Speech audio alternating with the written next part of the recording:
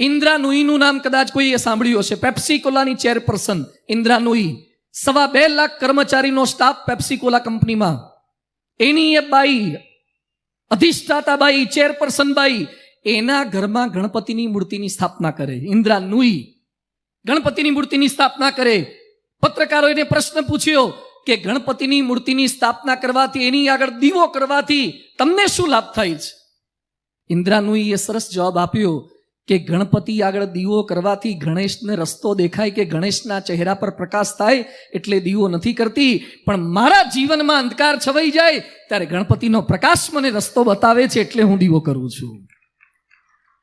2.5 લાખ કર્મચારી જેના હાથ નીચે કામ કરતા હોય, એ બાઈ ગણપતિ આગળ દીવા કરી શકે, એ ગણપતિની આરાધના કરી શકે, એની સેવા પૂજા કરી શકે. આજે આપણને પણ આ ગણેશજી રસ્તો બતાવવાના છે. આજે આપણા વિઘ્ન વિનાયક બનવાના છે. ભારત વર્ષને વધારે સારો બનાવી શકાય એના માટે હિન્દુસ્તાન શ્રેષ્ઠ ક્યારે થાય? ભારતની આવી પરિસ્થિતિ માટે જવાબદાર કોણ છે? નેતાઓ કે અભિનેતાઓ? શિક્ષકો કે પ્રોફેસરો? ડોક્ટરો કે વકીલો? સંતો કે મહંતો? કથાકારો કે ધર્માચારીઓ? કોણ જવાબદાર છે? એક સરસ પ્રસંગ છે સ્વિટ્ઝરલેન્ડનો, ધ્યાનથી સાંભળજો. સ્વિટ્ઝરલેન્ડનો એક 15 વર્ષનો છોકરો ચોરી કરતા પકડાયો. કોર્ટમાં કેસ થયો. જજે પાંજરામાં એને ઊભો રાખ્યો અને જજે પ્રશ્ન પૂછ્યો કે તે ચોરી શાની કરી હતી? એ કે સર, બ્રેડ બટરની ચોરી કરી. બ્રેડ અને બટર. પછી જજ એને કહે છે કે તારે ચોરી કેમ કરવી પડી? એ કે સર, મારા બાપુજી નથી, ડિવોર્સી બાઈ છે મારી માં. હું મારી માં સાથે રહું છું. મારી માં કામ કરતી હોય છે અને મને ભણાવે છે, પણ મારી બા છેલ્લા કેટલાક દિવસોથી બીમાર છે અને કામ કરી શકતી નથી, એટલે મારે પણ ખાવાનું હતું ને મારી માને ખવડાવવાની હતી, એટલે મારે બ્રેડ બટરની ચોરી કરવી પડી. એટલે જજ પેલા 15 વર્ષના યુવાનને કહે છે કે બ્રેડ બટરની ચોરી કરતા પહેલા કોકની પાસે તારે મગાઈ તો ખરું ને, સીધી ચોરી થોડી કરાય. એ સમયે 15 વર્ષનો યુવાન કહે છે કે સાહેબ, મેં 50 લોકો આગળ હાથ લાંબા કર્યા, પણ એક પણ વ્યક્તિએ મને બ્રેડ બટર ના આપી, એટલે છેવટે મારે ચોરી કરવી પડી છે.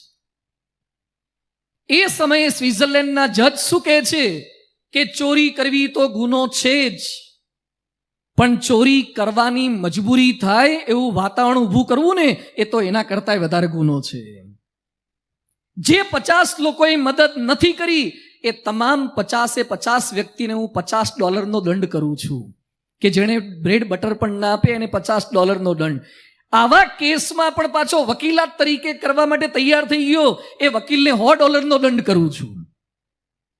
જે સ્ટોર વાળાએ કેસ કર્યો, એ સ્ટોરના માલિકને $1000 દંડ કરું છું. અને આવા ઇમોશનલ પરિસ્થિતિના કેસને પણ લાલાયિત થઈને, જિજ્ઞાસુ થઈ અને સાંભળવા માણસો બેસી ગયા છે, એ બધાને $10 દંડ કરું છું. કારણ કે એ બધા પણ જવાબદાર છે અને હું પણ જવાબદાર છે, એટલે પહેલા $10 હું જમા કરાવું છું. એમ કહીને જજ સાહેબે પણ $10 જમા કરાવ્યા. મારે આ સ્વિટ્ઝરલેન્ડનો પ્રસંગ કહીને આપને એટલું જ કહેવું છે કે ભારતના સફળતા માટે પણ આપણે જવાબદાર છીએ અને ભારતની નિષ્ફળતા માટે પણ આપણે જવાબદાર છીએ. ભારત એક વ્યક્તિથી સુધરી પણ ન શકે અને ભારત એક વ્યક્તિથી બગડી પણ ન શકે. 1.25 અબજની જનસંખ્યા, ભારતના પ્લસ પાસા પણ કેટલાય છે. આખા વિશ્વમાં 80 કરોડ માણસોને વેક્સિન આપનારો એકમાત્ર દેશ હોય તો એ આપણો ભારત છે. અરે અમેરિકાથી આપણા BAPS ના હરિભક્તો લોસ એન્જલિસથી આવ્યા અને સંતોને પૂછે, સ્વામી તમારે વેક્સિનનું કેવું? તો એપ્લિકેશન બતાવી. તમારે અમેરિકામાં તો એપ્લિકેશન ના કે કાગળિયા પર લખીને આપે છે કે વેક્સિન લેવા આ તારીખે આવજો. અમેરિકામાં કાગળ પર લખીને આવે કે વેક્સિન લેવા આવજો, અને ભારતમાં આટલા ઇલિટરેટ માણસો હોય, અભણ માણસો હોય, છતાં 80 કરોડ માણસો આખું યુરોપ ભેગું થઈને જેટલી વેક્સિન ન લે ને એટલી તો ભારતે લઈ લીધી. અને ભારતે પોતાની બનાવેલી લીધી. પાછી ભારતે પોતાની બનાવેલી વેક્સિન લીધી. ભારતની તાકાત ગજબની છે, ભારતની સ્ટ્રેન્થ ગજબની છે. આપણી પાસે શક્તિ છે, એનો પણ સ્વીકાર કરવો છે. પણ હવે ભારતમાં બદલાવ લાવશે કોણ? ભારતમાં સુધારો કોણ કરી શકે? 2 મિત્રો ભેગા થયા, બંને વાતે વળગ્યા કે ભારતની પરિસ્થિતિ નાજુક છે, એમાં કંઈક સુધારો કરવો જોઈએ, હિન્દુસ્તાનને આગળ લઈ જવું છે, શું કરશું? એટલે એક મિત્ર બીજા મિત્રને કહે છે 135 કરોડની વસ્તી છે ભારતની, તો ભારત કેમ આગળ ના આવે? એટલે બીજો એક કચ્છ ભુજનો તો ડાયો એ કે ના આવે કે પણ 135 કરોડ માણસો ભેગા થાય તો કામ કેમ ના થાય? એ કે હું તને ગણાવું કેમ ના થાય. એ કે 135 કરોડમાં 20 કરોડ તો બાળકો છે. એ બાળકો તો બિચારા માંડ ડાયપર કોક એના બદલી આપે તાર બદલાય છે, પબજીમાંથી ઊંચા નથી આવતા. એ બધા શું કરવાના છે? એટલે 20 કરોડ બાળકો તો કામના જ નહીં. એ કે બાકી તો વધ્યા ને. એ કે 16 કરોડ તો વૃદ્ધો છે. ભારતમાં 16 કરોડ તો વૃદ્ધો છે, માંડ માંડ જીવે છે, મોતની રાહ જુએ છે, કેટલાક વૃદ્ધાશ્રમમાં છે. તો 16 કરોડ વૃદ્ધો પણ કામ નહીં લાગે. કે બાકીના એ કે 4 કરોડ તો ભારતમાં બીમાર છે. 4 કરોડ લોકો ભારતમાં બીમાર છે, આયુષ્માન યોજનાનો લાભ જ લીધે રાખે છે, હોસ્પિટલમાં લાભ લીધા કરે છે. 3 કરોડ ભિખારી છે, માંડ પેટનું પૂરું કરે છે. 27 કરોડ બેરોજગાર છે, નાના મોટા નાની નોકરી કરતા એવા 27 કરોડ લોકો બેરોજગાર છે. 36 કરોડ અશિક્ષિત છે કે અલ્પ શિક્ષિત છે, નાના મોટા કામ કરીને પૂરું કરે છે. 4 કરોડ તો દિવ્યાંગ છે, મૂંગા બેરા આંધળા લૂલા લંગડા જે બીજા પર આધાર રાખે છે. 2 કરોડ તો માનસિક રીતે મૂંઝાયેલા જ છે. 2 કરોડ તો ટેન્શનમાં જ છે, ડિપ્રેશનમાં જ છે, આત્મહત્યાના વિચારોમાં જ જીવે છે. 1 કરોડ તો આંદોલનકારી છે. આખા ભારતમાં રોજ સર્કલ પર ઉભા રહેતા હોય ને, અમારી માંગે પૂરી કરો. હવે તું જેને ઘેર લાવ્યો છે એની માંગ તો પૂરી કર, અમારી માંગે પૂરી કરો વાળો. આંદોલનકારી ભારતમાં 1 કરોડ તો આંદોલનકારી છે. અને 21 કરોડ 99,99,999 તો વિદ્યાર્થી છે, માંડ એટીકેટી સોલ્વ કરે છે. વેબ સિરીઝમાંથી નવરા પડે તો ભારતનું કંઈ વિચારે ને, એ તો વેબ સિરીઝો જ જોયા કરે છે, ક્યાંથી કામ થાય? તો કે હવે શું થશે? કે વધ્યો હું એકલો.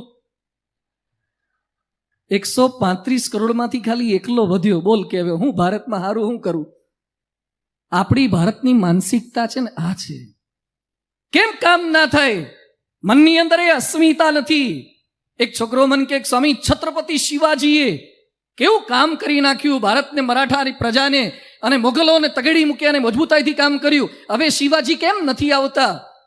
બધું જીજાબાઈ હોય ને તો શિવાજી આવે, જીઓબાઈમાં ના આવે. શિવાજી લાવવા માટે જીજાબાઈ જોઈએ, જેની માં આખો દાડો ઓનલાઈન હોય, એના છોકરા આઉટલાઈન જ હોય. આપણે ભારતને ઓનલાઈન લાવો છે, પહેલા તમે ઓનલાઈન થાઓ, ટ્રેક પર ચાલો તો ભારત આગળ વધી શકે છે. આપણે એ રીતે જવાનું છે. જ્હોન એફ કેનેડી કહેતા, do not ask what your country can do for you, always ask what you can do for your country. તમારો દેશ તમારા માટે શું કરી શકે છે? મને મફત આપો ને મફત આપો ને મફત આપો, આ વાતો જવા દો. ભિખારી છો કે મફતની વાતો કરો છો? આપણે આપણા આત્મનિર્ભર ભારતના સ્લોગનને આગળ વધારવું છે, મજબૂત થવું છે, દેશને ડિરેક્શનની અંદર દોરી જવો છે. હું શું કરું તો હિન્દુસ્તાન ચાલે? આજે થોડાક મુદ્દાથી એ વાતને સમજવી છે. પ્રવીણતા, પ્રામાણિકતા, પવિત્રતા, પ્રતિબદ્ધતા, અસ્મિતા, એકતા, પરોપકારિતા અને પરમાર્થતા, આ જો આપણી અંદર જાગી જશે તો દુનિયાની કોઈ તાકાત નથી કે ભારતની સામે આંખ ઊંચી કરીને જોઈ શકે. ગજબની તાકાત આપણી પાસે જ. એક રુચિ, એક વિચારવાળા જો આપણે બધા જ બની જઈએ તો એમાં પહેલો મુદ્દો છે પ્રવીણતા. Work with perfection. Work with perfection.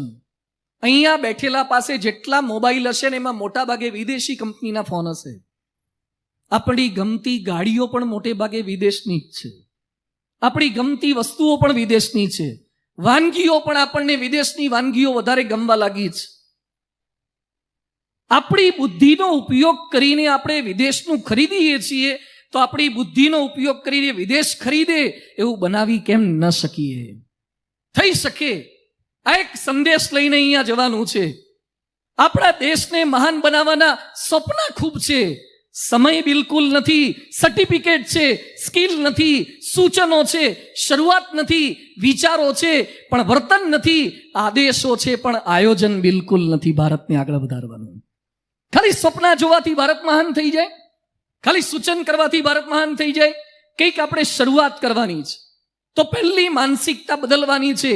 ચાલશે, ફાધર વાલેસે પુસ્તક લખ્યું છે ને પુસ્તકમાં એક શબ્દ વાપર્યો છે, ભારતનો મહાનમાં મહાન કોઈ રોગ હોય ને તો ચાલશે.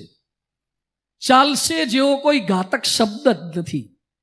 ચાલે, જ્યાં ત્યાં ગાડી પાર્ક કરો ચાલે, ગમે ત્યાં પિચકારી મારો ચાલે, ગમે ત્યાં કચરો નાખો ચાલે. આ ચાલશે ખરાબમાં ખરાબ માનસિકતા છે. ભણવામાં ભલીવાર નથી કરતા. MBA થયેલો છોકરો મળ્યો, માર્કેટિંગનું એક અક્ષર ના આવડે. એક ઇલેક્ટ્રિકલ એન્જિનિયર મારી પાસે આવ્યો. તું શું ભણે છે? મને કે ઇલેક્ટ્રિકલ 4th સેમમાં. તું સિંગલ ફેઝ ને ટ્રિપલ ફેઝમાં ફરક શું? મને કે સિંગલમાં એક વાયર હોય અને ટ્રિપલમાં. મેં કીધું તું મારા બહાર નીકળતો નહીં, ચાલુ જ રાખજે, કોકને હળગાઈ મારે. ઇલેક્ટ્રિકલ એન્જિનિયર થયા પછી આપણને સિંગલ ફેઝ ને ટ્રિપલ ફેઝના ભેદ ખબર ન પડતી હોય. ભોપાલમાં ગેસ દુર્ઘટના થઈને એના વર્ષો પહેલા આપણને લોકોએ ચેતવ્યા હતા કે કાર્બાઇડ ગેસ છે અને અંદર બધું બોઇલરને જૂનું થઈ ગયું છે, 61 વાંધા છે, 30 સમસ્યા છે, પણ ગંભીર ન થયા આપણે. ચાલે એટલે પ્રોબ્લેમ થાય છે. ભારત પાસે અપાર ક્ષમતા છે. આજે નાસાના સારામાં સારા સાયન્ટિસ્ટ ભારતના છે. સત્યેન નાદેલા માઇક્રોસોફ્ટના CEO ભારતના છે. ગૂગલના સુંદર પિચાઈ ભારતના છે. અને આજે ન્યૂઝની અંદર મને એક છોકરાએ મોકલ્યું, સ્ટારબક્સ કોફીના માલિક પણ CEO હવે ભારતના થાય છે. સ્ટારબક્સ કોફીના માલિક પણ ભારતના થાય છે. આવનારા દિવસોની અંદર તમે જોજો, અત્યારે ઇંગ્લેન્ડની અંદર હોમ મિનિસ્ટર છે પ્રીતિ પટેલ, એ ભારતની છે આપણી ઇંગ્લેન્ડમાં. અને હવે નવા વડાપ્રધાન સુનક સાહેબ એ પણ ભારતના થાય એવી શક્યતાઓ છે. આવનારા દિવસોમાં જે રીતે ભારતના માણસો વિદેશમાં જઈ રહ્યા છે અને પોતાનો પગ જમાવી રહ્યા છે, જોતા લાગે કે ભારતનું રાજ્ય ખાલી ભારત પર નહીં, વિશ્વના અનેક દેશો પર થઈ શકે એવી ક્ષમતા ભારતમાં છે. આપણી પાસે તાકાત છે જ.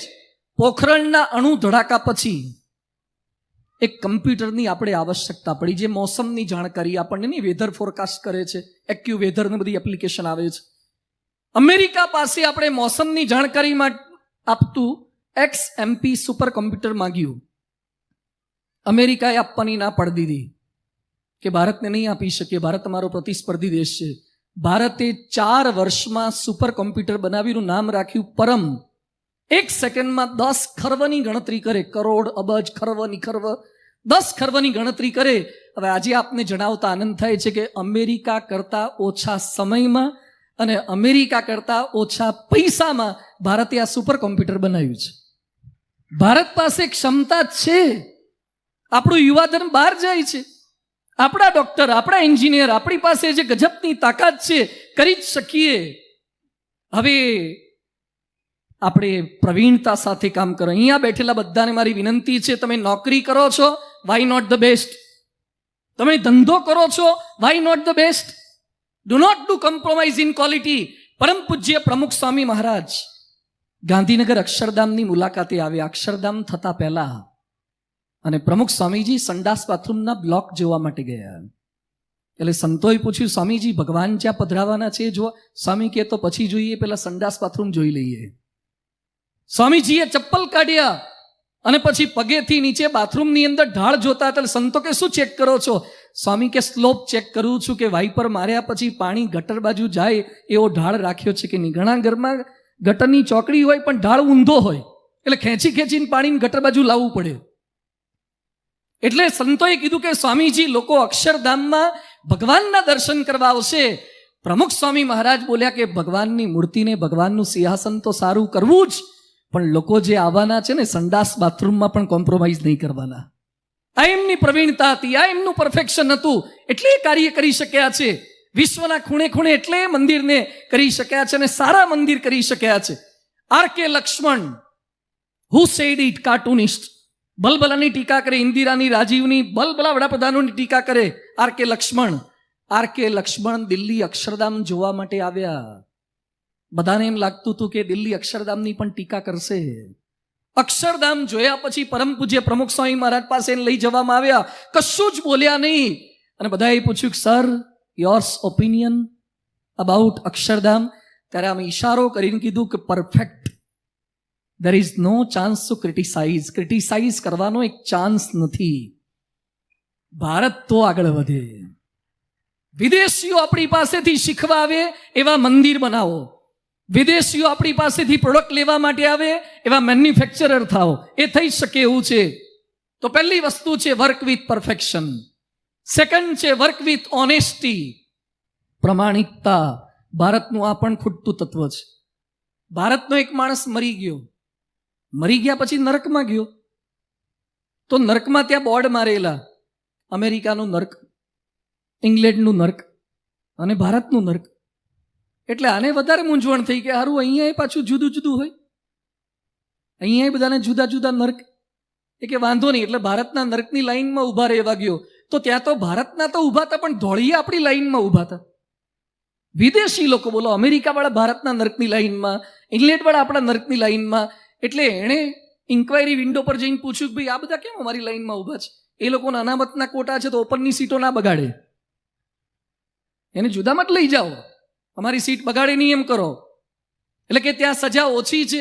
એટલે ઇન્ક્વાયરી વિન્ડોવાળા એમ કીધું કે પનિશમેન્ટ ઇઝ ધ સેમ. શું પનિશમેન્ટ છે? એ કે લોખંડના ખીલાની પથારી છે, શાર્પન નીડલ્સ, લોખંડના ખીલાની પથારી, એના પર 7 દિવસ સુધી સુવડાવે, એટલે કાણા કાણા પડી જાય, લોહી લુહાણ થઈ જાઓ. બીજી પનિશમેન્ટ એ કે ઇલેક્ટ્રિક ખુરશી છે, ઇલેક્ટ્રિક ખુરશી પર બેસાડે અને કરંટના આંચકા આપે એટલે મોઢામાંથી ફીણ નીકળી જાય. ત્રીજી સજા શું છે? એક બાઈ ઇલેક્ટ્રિક હન્ટર લઈને આવે ને 100 ઇલેક્ટ્રિક હન્ટર ફટકારે, આવી આકરી સજા છે. તો કે ભારતના નર્કની અંદર આ સજા નથી? હા કે 3 છે. તો કે અહીંયા કેમ લોકો વધારે લાઈન લગાવે છે? એ કે પેલી ખીલાવાળી સજા નથી, એ કે ખીલાવાળી પથારી નથી, એ કે પથારી છે પણ ખીલા લગભગ બધા કાઢી ગયા છે. જેટલા આગળ આવ્યા ને એ ખીલા હલાઈ લઈને કાઢતા ગયા, હવે પાટિયું વધ્યું છે. પછી કે ઇલેક્ટ્રિક ખુરશી, એ કે ખુરશી છે પણ લાઇટના ધાંધિયા છે, જ્યોતિર્ગ્રામ કર્યું નથી, એટલે લાઇટ ના આવે તો ખુરશી ઉપડતી જ નથી, આરામ ખુરશીમાં કામ લાગે છે. પછી કે પેલો હન્ટર વાળો ભાઈ એ કે આવે છે પણ મસ્ટર પર સહી કરીને જતો રહે છે. ભારતમાં નીચે જે માનસિકતા છે એ જ માનસિકતા ઉપર રહે છે. તમને એક પ્રસંગ કહીશ ને તો આઘાત લાગશે. આપણો ગુજરાતનો એક છોકરો, ધ્યાનથી સાંભળજો, કુણાલ કુમાર બારૈયા, કુણાલ એનું નામ, ભારતના લશ્કરમાં આઈટી સેલમાં કામ કરે, આઈટી સેલમાં, એક્સપર્ટ સેલમાં કામ કરે. ફિરોજપુર કેન્ટની અંદર એની સર્વિસ હતી. હમણાં થોડાક સમય પહેલા ભારતની લશ્કરની ખાનગી માહિતી પાકિસ્તાનની સંસ્થામાં મોકલાવતો હતો, ભારતની ખાનગી માહિતી. અને આપણા આઈટી સેલે એને પકડી પાડ્યો. અત્યારે એને ગુજરાતના કુણાલ કુમાર બારૈયાને જેલમાં નાખ્યો છે. દીકરા દીકરીઓને ખાલી આઈટી ના બનાવો, એને દેશને વફાદાર રહે, પ્રમાણિકતાથી કામ કરી શકે એવા અધિકારી બનાવજો. હમણાં એક આઈએએસ અધિકારીના ત્યાં રેડ પડી અને પૈસા ગણવા માટે મશીન મૂકવા પડ્યા. આઈએએસ અધિકારીના પગાર કેટલા હોય છે? 2.5 લાખ રૂપિયા કે 3 લાખ રૂપિયા સિનિયર આઈએએસ અધિકારીના પગાર હોય છે. 3 લાખ રૂપિયા પગાર તમારો મહિનામાં વપરાય કેમ? અને તમારા ઘરમાં પૈસાની ગણતરી કરવાની થાય ત્યારે 20 કરોડ ને 25 કરોડ ને 30 કરોડ પૈસા નીકળે કલેક્ટર કમિશનરના ઘરમાંથી. હું નથી કહેતો કે બધા જ કલેક્ટર ખરાબ છે, હું નથી કહેતો બધા કમિશનર ખરાબ છે, પણ કલેક્ટરના ઘરમાંથી, આઈએએસ અધિકારીના ઘરમાંથી કરોડો અબજ રૂપિયા નીકળે કેમ? કેટલો ભ્રષ્ટાચાર કઈ દિશાની અંદર જઈ રહ્યા છે? અમદાવાદની અંદર વાડજ વિસ્તારમાં એક ડોક્ટર, એમડી ફિઝિશિયન, એના ત્યાં કોઈ પણ પેશન્ટ આવે એના નગ્ન ફોટોગ્રાફ ચેક કરવું પડશે એમ કહીને કપડાં કઢાવડાવે, કેમેરા ગોઠવેલા હતા, ફોટોગ્રાફ પાડી દે અને પછી વેબસાઇટમાં પર પોર્નોગ્રાફિક વેબસાઇટને એના ફોટોગ્રાફ વેચતો હતો. એમડી ફિઝિશિયન ડોક્ટર વાડજનો, એને સાબરમતીની જેલમાં એને પણ પૂરવામાં આવ્યો. આપણે ખાલી ડોક્ટર બનાવવા છે કે પ્રમાણિક ડોક્ટર બનાવવા છે? ખાલી એન્જિનિયર બનાવવા છે કે પ્રમાણિક એન્જિનિયર બનાવવા છે? ભારતનું સારું, હિન્દુસ્તાનનું સારું પ્રમાણિકતા વગર શક્ય જ ન થાય. આજે એક હોસ્પિટલ રાજકોટની હું જાણું છું એટલે નામ નથી લઈ શકતો, એક વ્યક્તિ મરી ગયા પછી 3 દિવસ સુધી વેન્ટિલેટર ચલાવ્યું છે. 3 દિવસ સુધી ડેડ બોડી ઉપર વેન્ટિલેટર ચલાવ્યું. આ કોરોનામાં ઘણા લોકો તો બચી ગયા પણ હોસ્પિટલો બચી ગઈ. સમજાય છે? જે હોસ્પિટલો વેન્ટિલેટર પર હતી ને એ ટકી ગઈ, એ ઉપડી જાય એવી દશા હતી. બધી જ હોસ્પિટલ ખરાબ નથી, પણ ક્યાંક આવો ધંધો, આવો પ્રયત્ન શા માટે?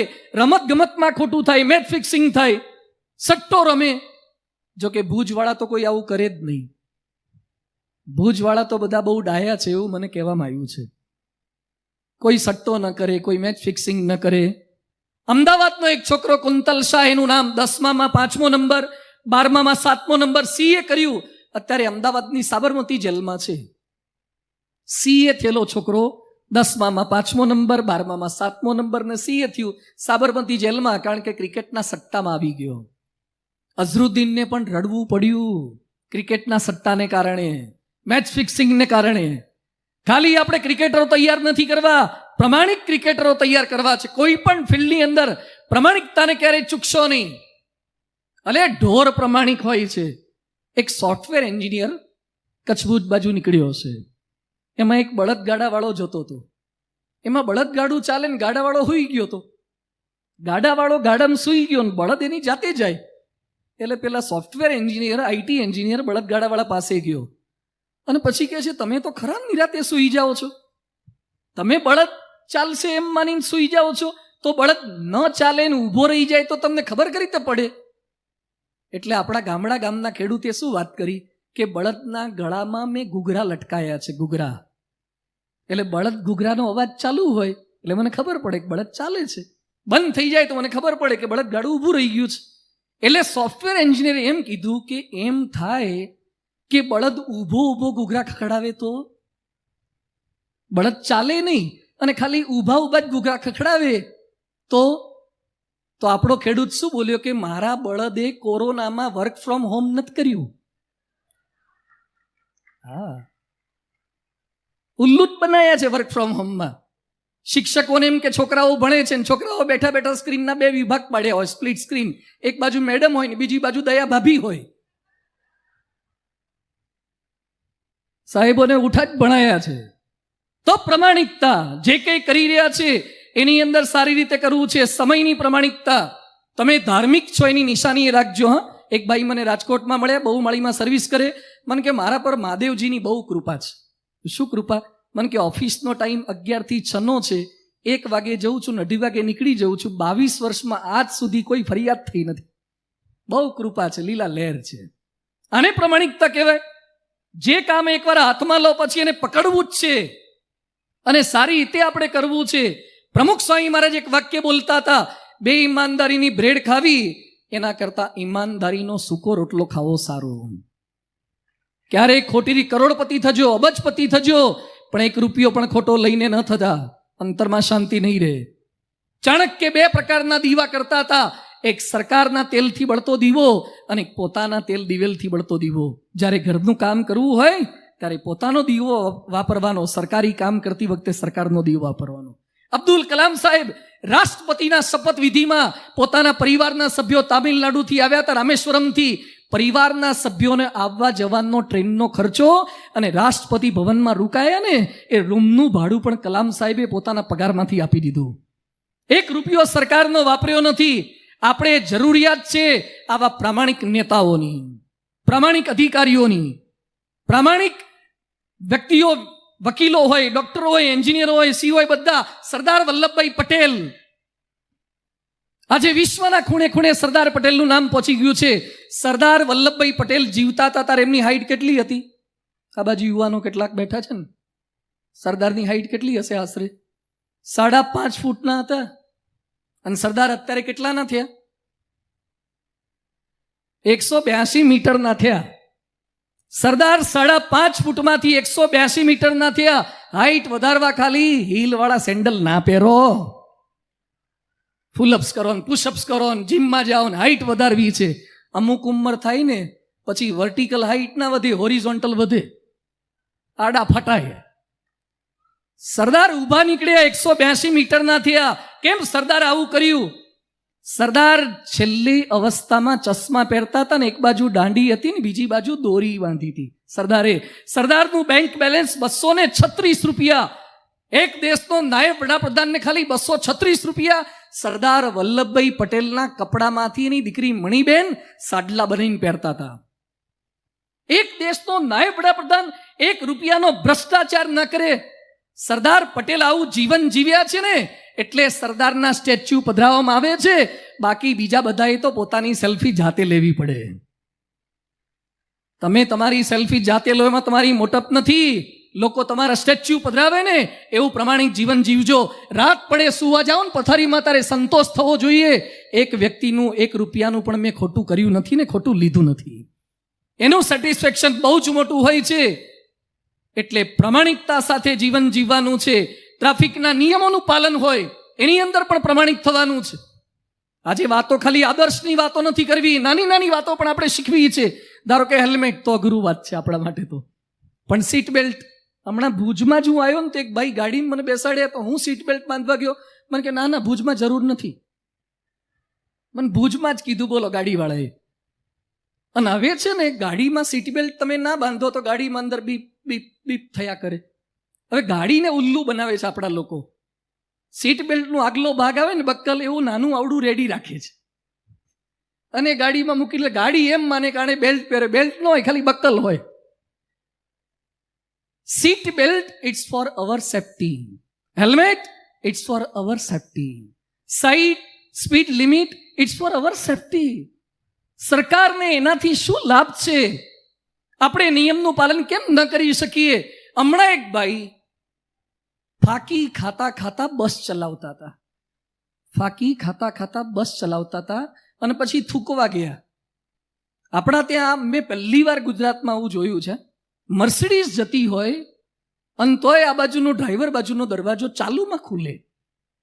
આપણને લાગે ચાલુમાં ડ્રાઈવર બાજુનો દરવાજો કેમ ખુલ્યો? પછી વાંકા વળીને કેસર જળનો અભિષેક કરે. હમણાં અમે નેપાળ ગયા હતા, તો નેપાળમાં એક જગ્યાએથી પસાર, બુટોલપુર ને બધે નીકળીને પસાર થતા હતા. એક જગ્યાએ પછી ઊભા હતા, થોડી વાર પેટ્રોલને ભરાવાનું હતું. ત્યાં એક ત્યાંનો ગુરખો, ત્યાંનો લોકલ નેપાળી માણસ, પેલી હાથમાં ઘસવાનું આવે ને 120 ને 135નું માવો ફાકી, એ આમ કરતો કરતો આવ્યો. એટલે મને આશ્ચર્ય થયું, હારું નેપાળમાં આવું ચાલે છે? એટલે મેં એને નજીક બોલાવ્યો, ઇધર આ તો. મને કે બાબાજી લેંગે? લેંગે નહીં, હમુરદા લે લેંગે. એ તો આ ખાય એવા બાબા નથી, લઈ લે એવા છે આ તો ફેશનના. બધું હમે તો નહીં ચાહીએ, લેકિન તું બતા કે नेपाल में डिलक्स पान हाउस है, नकलंग पान सेंटर, खेटला पानीचा, આવું બધું કંઈક ચાલે છે તમારે ત્યાં? મને કે નહીં यहाँ पर ऐसा कुछ पान फाकी नहीं मिलता. तू कहाँ से लाया? मैंने कि अभी गुजरात से एक गाड़ी आई थी. गुजरात से एक गाड़ी आई थी, मैंने उनको साइड बताई तो उन लोगों ने मुझे गिफ्ट में दिया और बताया कि बड़ी अच्छी चीज है, तू रोज खाना. गुजरात वाला नेपाळની પથારી ફેરવીને આવે છે, બોલો. ત્યાં જઈને બીજાને બગાડી આવે છે. તો હિન્દુસ્તાન કૈસે ચલે? આપણી પ્રમાણિકતા, આપણે જીવન સાથે જીવવાનું છે. એટલે ત્રીજો પ્રિન્સિપલ છે પવિત્રતા. પહેલું છે પ્રવીણતા, બીજું પ્રમાણિકતા, ત્રીજું પવિત્રતા. One man's purity can save the whole world. એક પવિત્ર માણસ, કોઈ હોશિયાર ન પણ હોય, પણ પવિત્ર હશે ને એનો પ્રભાવ આજીવન પડશે. બોટ્સવાના દેશમાં અમે જઈ આવ્યા છીએ. બોટ્સવાનામાં ગેબ્રોનમાં આપણું મંદિર છે. 25 લાખની વસ્તી છે અને 7 લાખને એઇડ્સ છે. 7 લાખની પ્રજાને એઇડ્સ છે બોટ્સવાના દેશમાં. હીરાની ખાણો છે, સોનાની ખાણ છે, પણ એઇડ્સ આટલા બધાને થયો છે. આપણા ભારતને કઈ દિશામાં આપણે લઈ જવું છે? ભારતને આવું બનાવવું છે? હમણાં રાજકોટના જેલર છે બન્નો મેડમ, બન્નો જોશી, ડીએસપી લેવલની બાઈ છે.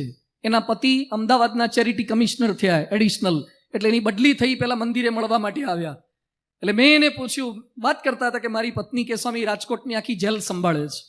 રાજકોટ જેલમાં કેટલા 500-700 કેદી હશે? મને કે 1900 છે.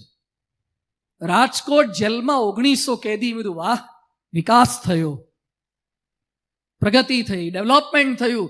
મને કે સ્વામી હજી નાની પડે છે. એટલે જામનગર રોડ ઉપર એમ્સ આવ્યું, ખંડેરી સ્ટેડિયમ આવ્યું ને, ત્યાં બીજી 200 એકર જમીન લઈ અને મોટી જેલ બનાવવાનું સરકાર વિચારે છે. ગુજરાત પ્રગતિના પંથે છે. 200 એકરની જમીનની અંદર તમારે જેલ બનાવવી પડે તો અપવિત્રતાનો વધારો થાય છે. તમારા ભુજમાં જેટલા સીસીટીવી કેમેરા ગોઠવવા પડે એ પવિત્રતાની નિશાની નથી, ચોરો વધ્યા ને એની નિશાની છે. સીસીટીવી કેમેરા વગર પણ માણસો કામ કરી શકે. કર્યું છે ખોટું નથી, ક્રાઇમ પકડવા માટે જરૂરી છે, કરવું જ જોઈશે.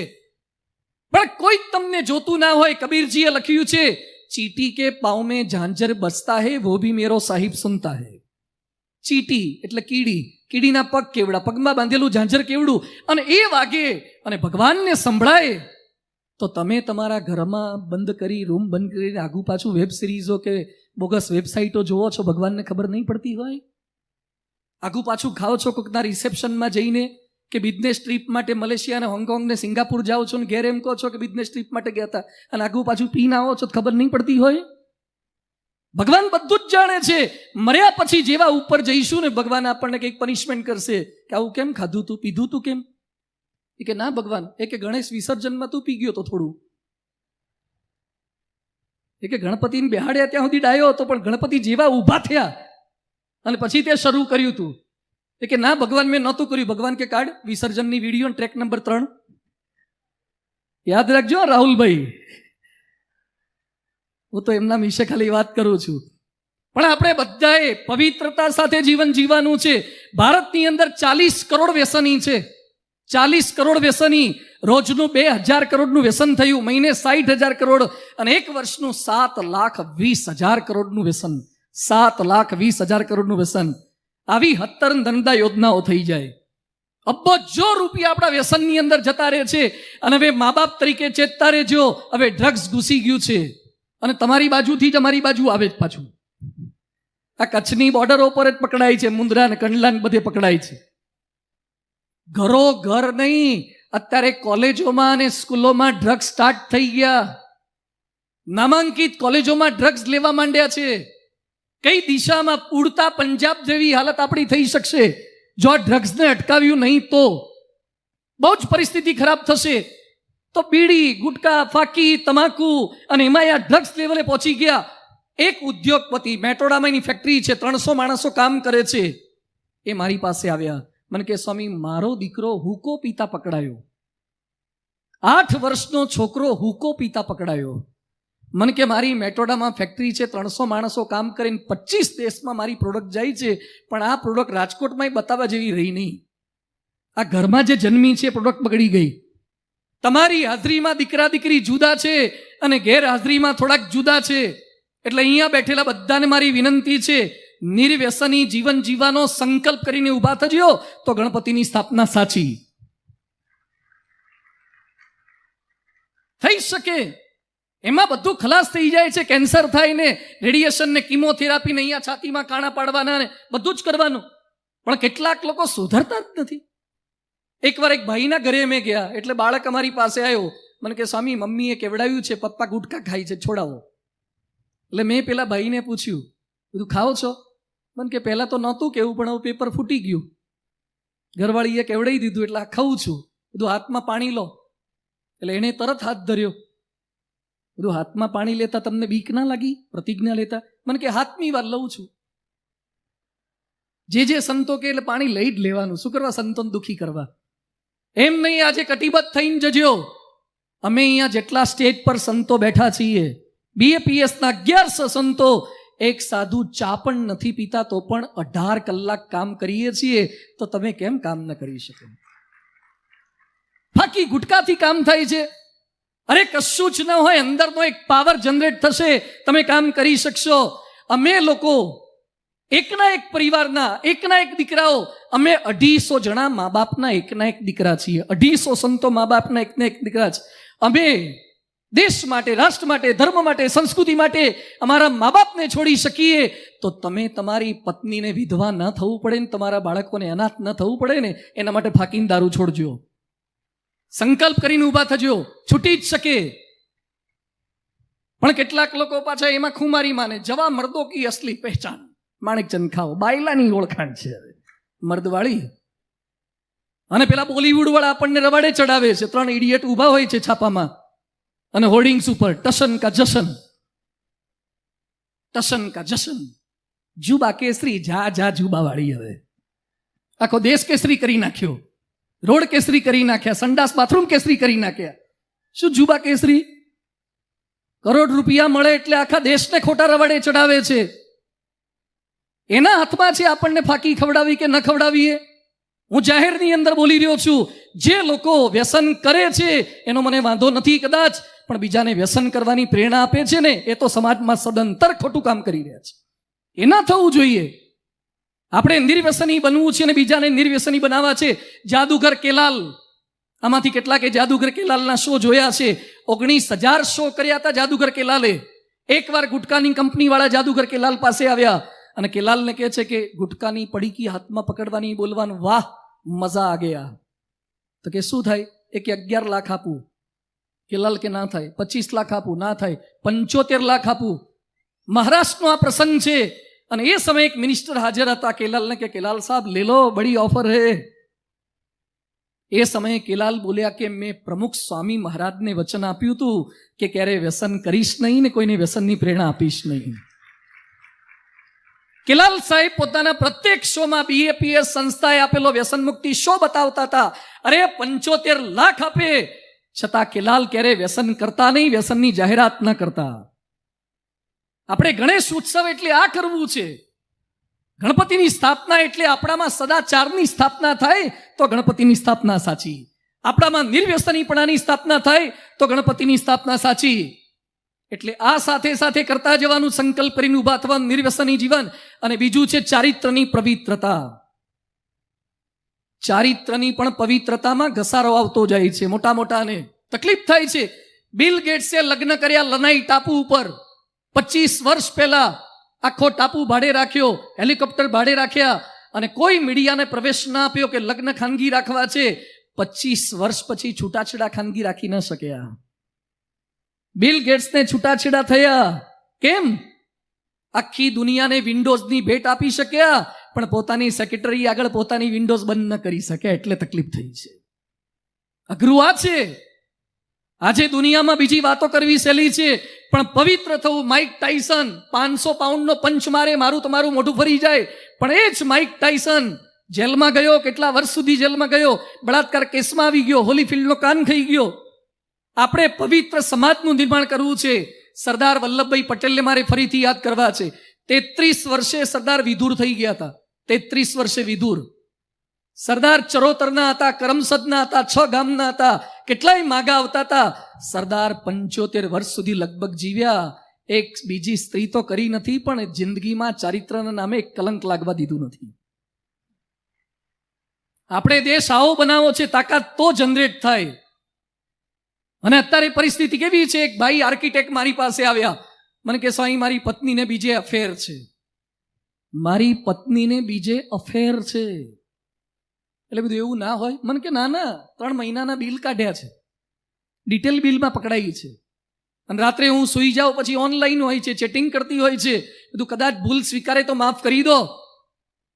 મને કે સ્વામી એમ કે છે કે he is my friend and you are my husband, I will keep both.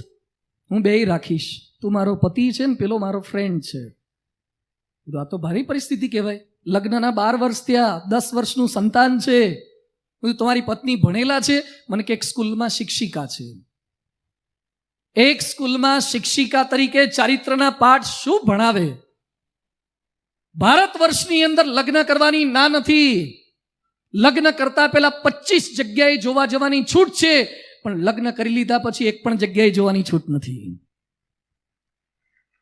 એ વફાદારી, એ સ્ત્રીઓની વફાદારી, એ પુરુષની વફાદારી, આ કોઈ બંધન નથી. આજે સમાજમાં જેટલા રોગ વધ્યા છે, અનાચાર વધ્યો છે, દૂષણો વધ્યા છે, એના મૂળની અંદર આ અપવિત્રતા છે. ભારતને આપણે આવો દેશ નથી બનાવો. અમે લંડનમાં હતા, હરિભક્ત જયેન્દ્રભાઈને મેં પૂછ્યું બાજુમાં કોણ રહે છે? મને કે બાજુમાં એક ધોળી બાઈ રહે છે, એક વ્હાઈટ લેડી રહે છે. એના પતિ શું કરે? મને કે કયા પતિની વાત કરું? પતિ શું કરે એટલે કયા પતિની વાત કરું? આવું કઈ જવાબ છે? મને કે એના 3 પતિ છે, 3 પતિ. અત્યારે કોની જોડે રહે? મને કે 3 પતિ ગયા, એકલી જ રહે છે. કેટલા સંતાન છે? 7 સંતાન. પછી મેં સર્ચ કર્યું, તપાસ કરી. ઇંગ્લેન્ડમાં જેને ખબર નથી કે મારી માં કોણ છે ને બાપ કોણ છે એવા 15 લાખ બાળકો છે. 15 લાખ બાળકો ઇંગ્લેન્ડમાં છે જેને માની પણ ખબર નથી, બાપની ખબર નથી. આ લિવ ઇન રિલેશનશીપના કોન્સેપ્ટ એ આપણા ભારત દેશના અને હિન્દુસ્તાનના નથી. આપણા ત્યાં તો ચોરીમાં ફેરા પર્યા પછી અગ્નિની સાક્ષી એ ભેગા થયા હતા અને આપણને છૂટા કરે તો અગ્નિ છૂટા કરે, બાકી દુનિયાની કોઈ તાકાત છૂટા ના કરે. એ ભારત વર્ષની અસ્મિતા છે. એ પવિત્રતા હોય તો ભારત વધારે સારો દેશ બની શકે. અને આપણને બધાને બગાડવામાં મોટો ફાળો હોય તો ઇન્ટરનેટનો ફાળો છે, વેબ સિરીઝોનો ફાળો છે. આજે આમ ગણપતિ ઉત્સવમાં બોલું છું, બધા બેસશે, ઘણા એમ લાગે મોડું થયું. અહીંયાથી ઘરે ગયા પછી પણ કેટલાક ઓનલાઈન થશે. ઘણાની બેટરી ખૂટે પણ શ્રદ્ધા ન ખૂટે. હા, બેટરી ખૂટી જાય તો એ શ્રદ્ધા ના ખૂટે. એમાં ખરેખર જો ધ્યાન નહીં રાખે ને તો આપણને બગડતા વાર નહીં લાગે. એટલે ચેતતા રહેવાનું છે. આપણે ભારતને પવિત્ર દેશ બનાવવો છે. આ સીતાનો દેશ છે, આ લક્ષ્મણનો દેશ છે, આ અહલ્યાનો દેશ છે, આ સંસ્કારો વાળો દેશ છે, પવિત્રતા વાળો દેશ છે. પરમ પૂજ્ય પ્રમુખ સ્વામી મહારાજ ખાલી 6 ચોપડી ભણેલા હતા. હા, પ્રમુખ સ્વામી મહારાજ બહુ સાદું ગુજરાતી બોલતા હતા, હિન્દી તો ભૂલવાળું બોલતા હતા, ઇંગ્લિશ તો ભાગ્યે જ 2-5 શબ્દો બોલતા હતા. છતાં પ્રમુખ સ્વામી મહારાજની પવિત્રતાનો કેવો પ્રભાવ પડ્યો. ખાલી ચહેરાની સુંદરતા પર ના જતા, ચહેરાનો નિખાર લાવો ને હાબુ લગાવો ને ક્રીમ લગાવો ને શેમ્પુ લગાવો. યાદ રાખો, અત્યારે ક્રીમો જે લગાવો છો ને અને ક્રીમો લપસી જાય છે, એવા હુંવાળા ગાલ છે ને, અમુક ઉંમર થશે ને એટલી કરટલીઓ પડશે ને ક્રીમો હલવાઈ જશે, અંદર ક્રીમ હલવાઈ જશે. ચહેરાની સુંદરતા ખાલી કામ લાગતી નથી, હૃદયની પવિત્રતા વધારે કામ લાગે છે. જે વાળના પટિયા માટે મહેનત કરીએ છીએ ને એ વાળ તો વહેલા હળગી જવાના અગ્નિ સંસ્કારમાં. 6 પોકેટ જીન્સ પહેરો. હમણાં એક ભાઈના ઘરે મેં ગયા, સોનીના ઘરે પધરામણી. એના છોકરા બહુ પૈસાદાર ઘર, બંગલો મોટો, એના બંને છોકરાના પેન્ટમાંથી ઢીચણ બહાર આવી ગયા હતા. બંને છોકરાના પેન્ટમાંથી ઢીચણ બહાર આવી ગયા હતા. એટલે મેં એને પૂછ્યું કે આટલી બધી મંદી છે, ધંધામાં આટલું બધું રિસેશન આવ્યું છે, ખરાબ ચાલે છે. મને કે કેમ આવું કહો છો સ્વામીજી? મેં કીધું છોકરાઓને ફાટેલા લુગડા પહેરાવો છો. મને કે મોંઘામાં મોંઘા છે. પહેલા જેની પાસે પૈસા નહોતા એ ફાટેલા પહેરતા હતા, આજે જેને આબરૂ નથી ને એ ફાટેલા પહેરે છે. સારા કપડાં પહેરો હું ના નથી પાડતો, પણ તમારા અંગ દેખાય એવા ફાટેલા પહેરવા ને એ ભારતીય સંસ્કૃતિને સ્વીકાર્ય નથી અને ભારતીય સંસ્કૃતિને માન્ય નથી. હિન્દુસ્તાન શરીર બતાવવા વાળો દેશ નથી, હિન્દુસ્તાન સંસ્કાર બતાવવા વાળો દેશ છે. આપણે શરીરથી કેવા લાગીએ છીએ આપણે બતાવતા નથી, સંસ્કારથી કેવા લાગીએ છીએ બતાવીએ છીએ. પ્રમુખ સ્વામી ભગવા કપડાં પહેરતા હતા, પણ એમનો પ્રભાવ કેવો પડ્યો. રાષ્ટ્રપતિએ પુસ્તક લખ્યું, અબ્દુલ કલામ સાહેબે પુસ્તક લખ્યું પ્રમુખ સ્વામી મહારાજ પર. એક રાષ્ટ્રપતિ એક હિન્દુ સંત પર પુસ્તક લખે, એક એરોનોટિકલ એન્જિનિયર 6 ચોપડી ભણતી વ્યક્તિ પર પુસ્તક લખે, એક સાયન્ટિસ્ટ એક હિન્દુ વ્યક્તિ પર પુસ્તક લખે, એવી વિશ્વની પ્રથમ ઘટના હોય તો પ્રમુખ સ્વામી મહારાજ પર પરાત્પર પુસ્તકની ઘટના છે. કારણ કે એમની પવિત્રતા છે. આપણે બોલી બોલીને થાકી જઈએ તો એ કોઈને બીડી છોડાવી શકતા નથી. અને આ સ્ટેજ પર આ સંતો બેઠા છે, ભણેલા ગણેલા સુખી સંપન્ન પરિવારના, પોતાના મા બાપને પરિવારને છોડીને બેઠા છે. આવા 1100-1200 સંતો છે. આ તો ખાલી સેમ્પલ છે, ઘોડાઉન સારંગપુરમાં છે. આવા ભણેલા ગણેલા સંતોનો સમાજ જે તૈયાર કર્યો છે, આ એમની પવિત્રતાથી કામ થાય છે. આજે પરમ પૂજ્ય મહંત સ્વામી મહારાજ એમની પવિત્રતા બહુ જ ઓછું બોલે છે. કોઈ પ્રવચનકાર નથી, કોઈ ગાયક નથી, કોઈ વાદક નથી, કલાકાર નથી, કથાકાર નથી. છતાં પણ પરમ પૂજ્ય મહંત સ્વામી મહારાજના દર્શને આવતા દરેકનું હૃદય પરિવર્તન થાય, કારણ કે એમની પવિત્રતા છે. તો આપણા જીવનની અંદર એ પવિત્રતા હોવી જોઈએ, પ્રતિબદ્ધતા હોવી જોઈએ. Work with positivity. પોઝિટિવિટી સાથે કામ કરું છું. ભારતના લોકો શું બોલે છે કે આપણા દેશમાં ભગવાન સ્વયં આવે ને તોય સુધારો ન થાય, કે આમાં ન સુધારો થાય. સ્વામી તમે બહુ વાતો કરો છો, આ બહાર નીકળ્યા પછી એવા ને એવા થઈ જાય છે. જૈસે થે ધોયેલા મૂળા જેવા. પણ આશા રાખો થશે. ભારતમાં રોડ રસ્તા આવા કલ્પના કરી શકતા હતા? ભારતના સેટેલાઇટ લોન્ચિંગ પેડ પરથી વિશ્વના દેખો પોતાના સેટેલાઇટ છોડે એવું આપણે કલ્પના કરી શકતા હતા? અરે થયું. વર્લ્ડ બેંકમાં કે વર્લ્ડના સારી પોસ્ટ ઉપર ભારતના માણસો ગોઠવાવા લાગ્યા છે. અત્યારે ભારતનો સુવર્ણ કાળ ચાલી રહ્યો છે, સુવર્ણ કાળ. અને આવનારા વર્ષોની અંદર ભારત હજુ મોટી ઊંચાઈ પર પહોંચવાનું છે. એટલે બધા જ પ્રતિબદ્ધ થઈએ, પોઝિટિવ થઈએ. થઈ જ શકે, કામ થશે, ભારતનું સારું થશે. હજુ તો આવનારા દિવસોમાં $1 બરાબર $100 થાય ને એવું આપણે કરી બતાવવું છે. ₹1 બરાબર $100 થવું જોઈએ. અમેરિકાના વડાપ્રધાન જો બાઇડન ભારતના બનાવેલા મોબાઈલ વાપરે ને અને ભારતની બનાવેલી ગાડીઓ વાપરે એવું આપણે કરી બતાવવું છે. આપણા કચ્છ ભુજની અંદર કામ કરવા માટે વિશ્વના લોકો ધોળિયાઓ આવે એવું આપણે કરી બતાવવું છે ને થયું છે. આપણા રણોત્સવમાં પહેલા કોણ આવતું હતું ને હવે કોણ આવતું થઈ ગયું? રણમાં પહેલા કોણ આવતું હતું? અરે રણોત્સવમાં વિદેશીઓ આવતા થઈ ગયા અને હવે તો ભુજે ભુજીયો ડંગર પણ શણગાર્યો છે. સ્મૃતિવન ત્યાં ઊભું કરે છે. વડાપ્રધાન એનું ઉદ્ઘાટનને કરીને ગયા છે ને આગામી મહિનાઓની અંદર એ શરૂ થશે. ભુજની પ્રજામાં એમાં તાકાત છે. હમણાં જ પુષ્પદાનભાઈ બધા બેઠા હતા, વાત કરતા હતા. ભુજની પ્રજા સાહસિક પ્રજા છે. હું જોતો હતો, ખરેખર મને આનંદ થયો. હમણાં જ અમે પેલું લાઈફ હેલ્થ કેર જેવું છે એના પર તિરંગો જોયો, એલઈડીમાં તિરંગો. તમે તો કદાચ જોયો જ હશે. આજે મારે ભુજવાસીઓને અભિનંદન આપવા ઘટે છે કે રાજકોટની 20 લાખની વસ્તીમાંથી એક પણ બિલ્ડિંગ પર ભુજમાં તિરંગો છે એવો લાગ્યો નથી. અદ્ભુત તિરંગો લગાયો છે. ખૂબ સરસ રીતે બધાએ કર્યું છે. બધાના મનની અંદર આ અસ્મિતા જગાવી છે. એટલે પાંચમી વાત એ છે અસ્મિતા. દેશમાં રહીએ છીએ તો અસ્મિતા સાથે જીવન જીવવાનું છે. થઈ શકે જાપાન જેવો ખોબા જેવડો દેશ અને બુલેટ ટ્રેન આપણને આપે. ખોબા જેવડો દેશ અને બુલેટ ટ્રેન આપણે એની પાસેથી લેવી પડે છે. આપણે અસ્મિતા નથી એટલે આ પરિસ્થિતિ થાય. સુભાષચંદ્ર બોઝને બધા ઓળખો છો. ICSની પરીક્ષા આપતા હતા કલકત્તામાં પ્રેસિડેન્સી કોલેજમાં. ધ્યાનથી સાંભળજો, બહુ સુંદર પ્રસંગ છે. એમાં પરીક્ષામાં એક વાક્યનું ભાષાંતર કરવાનું હતું ઇંગ્લિશમાંથી બેંગોલીમાં. સેન્ટેન્સ શું હતું? Indian soldiers are generally dishonest. ભારતીય સૈનિકો મોટે ભાગે અપ્રમાણિક હોય છે. એટલે સુભાષચંદ્ર બોઝ એમ બોલ્યા કે આ વાક્ય ખોટું છે. એટલે સુપરવાઇઝર કે ખોટું નથી, છપાઈ ગયું એ છપાઈ ગયું, હવે આનું તું ભાષાંતર કરી દે. સુભાષચંદ્ર બોઝ કે છે વાક્ય બદલી નાખો. એના મિત્રો કે લખી નાખ, માથાકૂટમાં ના પડીશ. 99 માર્કનું બીજું લખ, 1 માર્કમાં શું કંટાળો માથાકૂટ કરે છે. સુભાષચંદ્ર બોઝ કે છે આ સિલેબસમાંથી બદલો, આ ના આવવું જોઈએ. એટલે સુપરવાઇઝર તેનો અંગ્રેજ હતો. Done is done, it can be undone if you go to London. કોઈ જ ફેરફાર નહીં થાય. સુભાષચંદ્ર બોઝે પેપર ફાડી નાખ્યું અને ફાડ્યા પછી સુપરવાઇઝર અંગ્રેજ હતા એના મોઢા પર નાખ્યું. એ જિંદગી હે કોમ કી તું કોમ પર લૂંટાએ જા, ખુશી કે ગીત ગાએ જા. હું ભારત માટે જન્મ્યો છું, ભારતનું ખરાબ લખી નહીં શકું, વાંચી નહીં શકું. જેણે પરીક્ષા આપીને માર્ક લાયા ને એના ફોટાને નામ ભૂસાઈ ગયા અને જેને ચાલુ પરીક્ષાએ પેપર ફાડીને ફેંકી દીધું હતું ભારતની અસ્મિતા માટે, એ સુભાષચંદ્ર બોઝની મૂર્તિઓ પધરાવી દીધી ને પાર્લામેન્ટ હાઉસમાં પધરાયા, સામે ત્યાં પધરાયા. આપણે અસ્મિતા સાથે કામ કરવું છે.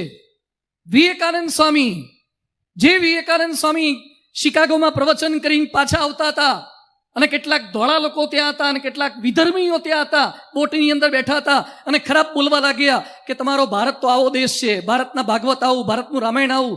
વિવેકાનંદ સ્વામી કે શાંતિ રાખો, અમે જે કરીએ છીએ સાચું સારું કરીએ, તમે ન માનો તો કંઈ નહીં. છતાં પણ ટીકા કરી. વિવેકાનંદ સ્વામી હાઈટ બોડી વાળા હતા, બંનેને બગલમાં દબાયા. વિવેકાનંદ સ્વામી એ બંનેને બગલમાં દબાયા કે હવે ભારત માટે એક શબ્દ ખરાબ બોલશો ને તો ઊંચકીને પાણીમાં નાખી દઈશ. મારે એક વાક્ય આપ સૌનું કહેવું છે, ભારતે કોઈને હેરાન કર્યા નથી, પણ હવે ભારતવાળા અમે જાગી ગયા છે, કોઈનાથી હેરાન થવાના નથી. અમે કોઈનું લેવામાં માનતા નથી, અમે કોઈના પર હુમલા કરતા નથી, પણ કોઈ અમારા પર હુમલા કરે ને તો અમે ચૂપ પણ રહેવાના નથી. ભારત જાગી ગયું છે, ભારત પાસે એ તાકાત છે. કેમ ન કરી શકીએ આપણે? આપણે બધાએ કરીને બતાવવું છે.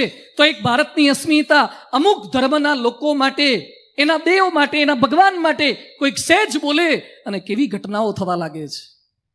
દુઃખ સાથે મારે કહેવું પડે છે, હિન્દુ દેવી દેવતાની ટીકા હિન્દુઓ જ કરી રહ્યા છે.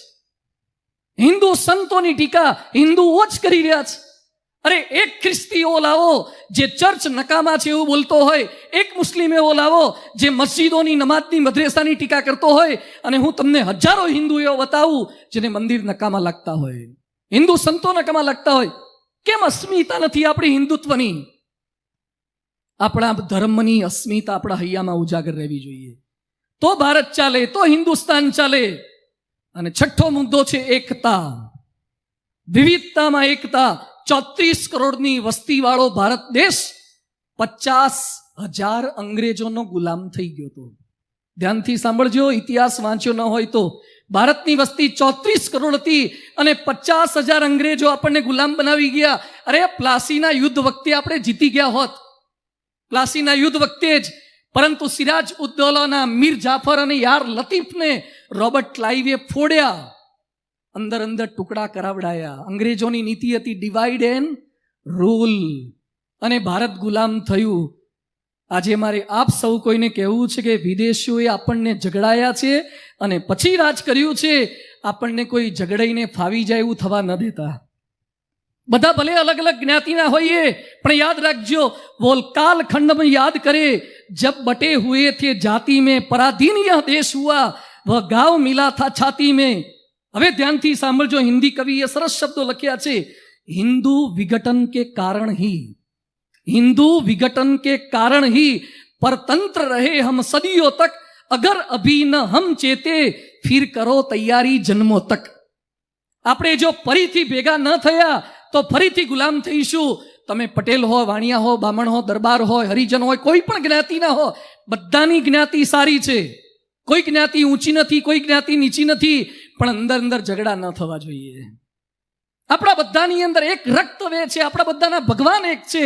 તો શા માટે અંદર અંદર જ્ઞાતિના ઝઘડા, શા માટે આપણે વિખાઈ જઈએ છીએ? વિભેદન એ ભારતનું નીતિ નથી. આપણે એક થઈને ભારતને જીતવાનું છે, એક થઈને આગળ અપાવવાનું છે, પ્રગતિ કરાવડાવવાની છે.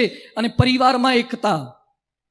આજે ગણપતિનો પરિવાર જોઈએ છે ને, શિવ પાર્વતી ને ગણપતિ, વિશ્વનો એકમાત્ર એવો પરિવાર હશે કે પરિવારના 4 સભ્યોની પૂજા થતી હોય. શિવજીની પૂજા થાય, પાર્વતીની પૂજા થાય, ગણપતિની પૂજા થાય ને કાર્તિકેયની પણ પૂજા થાય.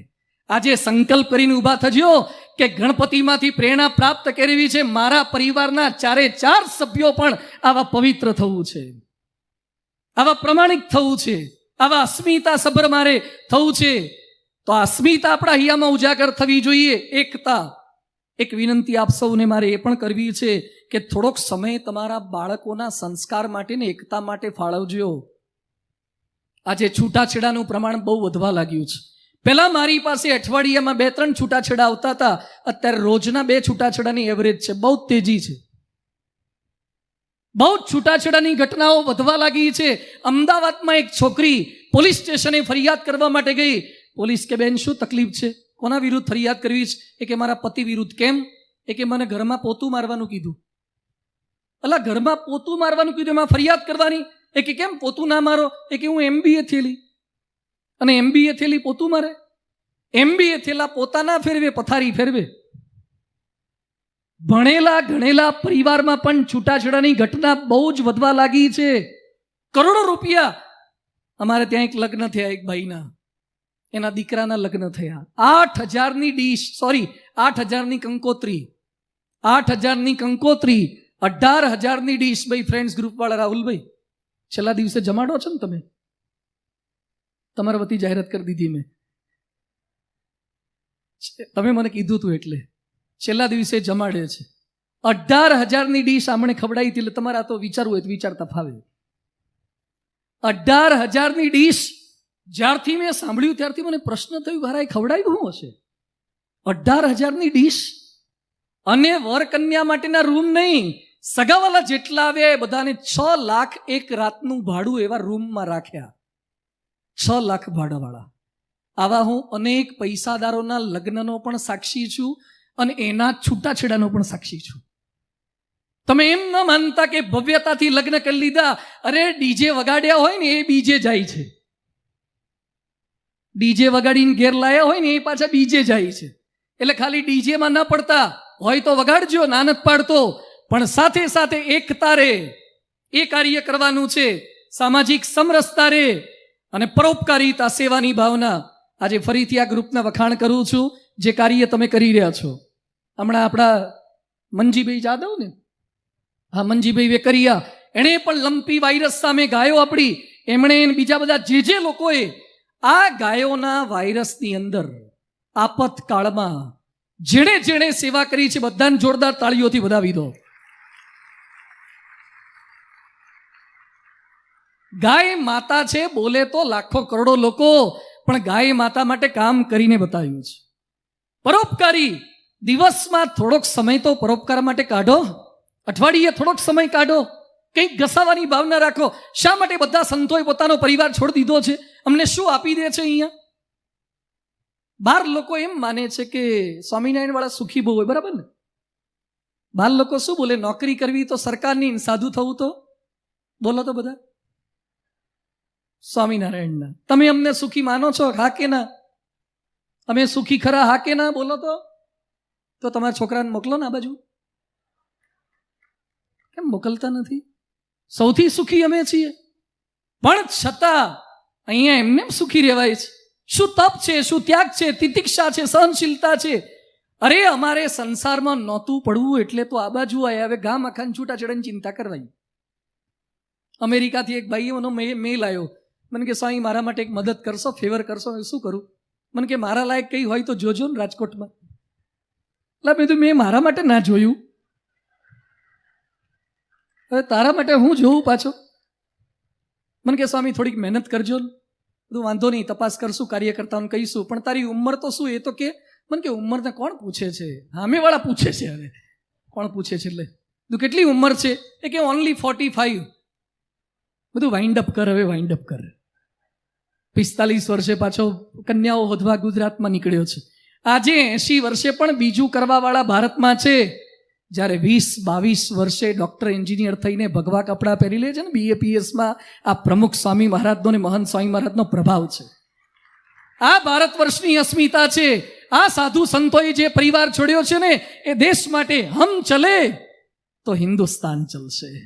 આપણે ત્યાગના રસ્તા પર ચાલીશું તો દેશ ત્યાગના રસ્તા પર ચાલશે. આપણે પવિત્રના રસ્તા પર ચાલશું તો દેશ પવિત્રતાના રસ્તા પર ચાલશે. તો ચોક્કસ શક્ય બનશે. એટલે આજે આપ બધાને પણ વિનંતી છે કે થોડુંક પરોપકારનું કાર્ય, અને ભુજ ભૂકંપવાસી તો સાક્ષી છે પરમ પૂજ્ય પ્રમુખ સ્વામી મહારાજના એ પરોપકારના. સૌથી પહેલા પહોંચનારી સંસ્થામાં અનેક સંસ્થાઓ હતી, પણ first to reach and last to leave it was BAPS, પરમ પૂજ્ય પ્રમુખ સ્વામી મહારાજ. ભુજમાં એમણે કાર્ય કર્યું છે. મારે ગણાવવું નથી, કારણ કે ગણાવવા માટે કોઈ કાર્ય કરતા નહોતા, પણ છેલ્લું મારે કાર્ય ગણાવવું છે. હમણાં રશિયા યુક્રેનનું યુદ્ધ ચાલુ હતું, એમાં નરેન્દ્રભાઈ મોદીનો સંતો પર ફોન આવ્યો. એમણે કીધું સ્વામીજી આપણા ભારતીય યુવાનોને પાછા લાવવા છે, પણ એ લોકોને તકલીફ પડે છે, એ લોકોને ખાવાની તકલીફ છે, ઉતારાની તકલીફ છે, અને મને આશા છે કે BAPS સંસ્થા કામ કરી શકશે.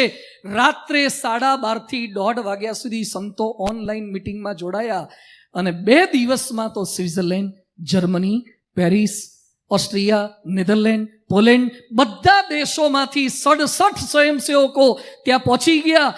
10 દિવસ સુધી BAPS સંસ્થાએ રસોડા શરૂ કર્યા, અને ભારતથી યુક્રેન ભણવા ગયેલા 10,000થી વધારે વિદ્યાર્થીઓને સાચવ્યા, રમાડ્યા, જમાડ્યા, અને પ્લેનમાં બેસાડવા સુધીની સેવા BAPS સંસ્થાએ કરી છે. ભુજમાં રસોડું શરૂ કરવું સહેલું છે, પણ જ્યાં રશિયાની મિસાઇલો આવતી હોય, બોમ્બ ફૂટતા હોય, ત્યાં રસોડા શરૂ કરવા અઘરા છે. અને નરેન્દ્ર મોદી ફોન કરે BAPS સંસ્થાને કે મને વિશ્વાસ છે આ કાર્ય BAPS સંસ્થા કરી શકશે. ભારતનું નામ સુધારી દીધું પરમ પૂજ્ય પ્રમુખ સ્વામી મહારાજે પરોપકારિતાથી અને પરમાર્થતાથી. આજે જણાવતા આનંદ થાય છે કે ભારતની છબી આખી, આજે આપે ગણપતિ પધરાયા છે ને, વિદેશના લોકો ગણપતિને જોઈને શું બોલે? Elephant God.